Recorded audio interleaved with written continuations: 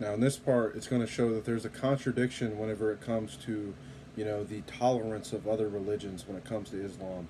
In Christianity, it's very clear: if you don't have the Son, you don't have the Father. It doesn't matter if you want to say, "Oh, I worship the God of the Old Testament," or "I worship, whatever other God." If it's not the name of Jesus Christ, if it's not by the actual Son of God, you're not going to make your way to heaven. It's just not going to happen. It has to be through the Son and what He did. But in Islam, it says this first verse. I'll go ahead and read it for you.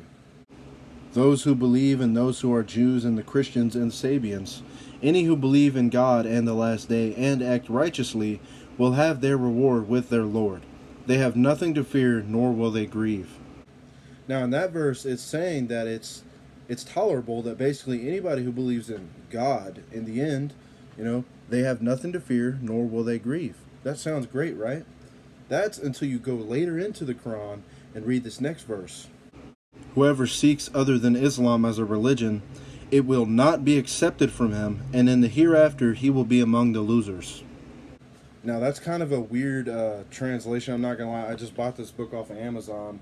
You know, I've seen some other translations where they basically, it's just saying that we go to hell. When it says among the losers, it's saying people are going to go to hell for that, for not seeking Islam, for not believing in Islam. So that's a huge contradiction. Like, if I'm a Christian or I'm a Jew or whatever, am I on the way to heaven or not? Because at first it said, yeah, of course, as long as they believe in their God and do what's right, then they're fine. But not according to this verse, because it says, whoever seeks other than Islam as a religion, it will not be accepted from him, and in the hereafter he will be among the losers.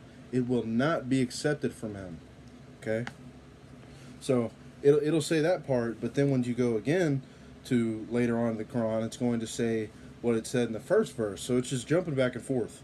It's okay to be a Christian, it's okay to be a Jew or whatever, and then it's not, and then it's going to say in this next verse that it is. And I'll go ahead and read that part. Those who believe in the Jews and the Sabians and the Christians, whoever believes in God and the last day, and does what is right, they have nothing to fear, nor shall they grieve. See, in that part it says, they have nothing to fear, nor shall they grieve. But I was going to be among the losers. I was going to go to hell, right? So which one is it? It's not just both.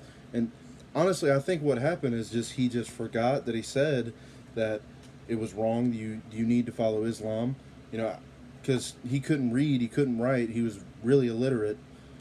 It was all just by memory on that. That's also why he messed up some of the stories. I'll show you that later on, where he mixes up Bible characters and stuff. But here's a obvious contradiction in this. And you hear some Muslims, they brag and say, oh, we have this amazing prophet, and the fact that he's illiterate, that shows that this came straight from the mouth of God, because it's not somebody who's educated.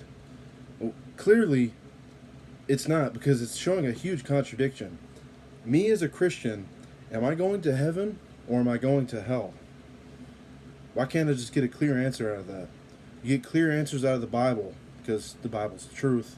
But in the Quran, the false perversion, you get both. You're going to go to heaven, and you're going to go to hell, and then you're going to go to heaven. Which one is it? I'm beating a dead horse, but thank you for watching. God bless.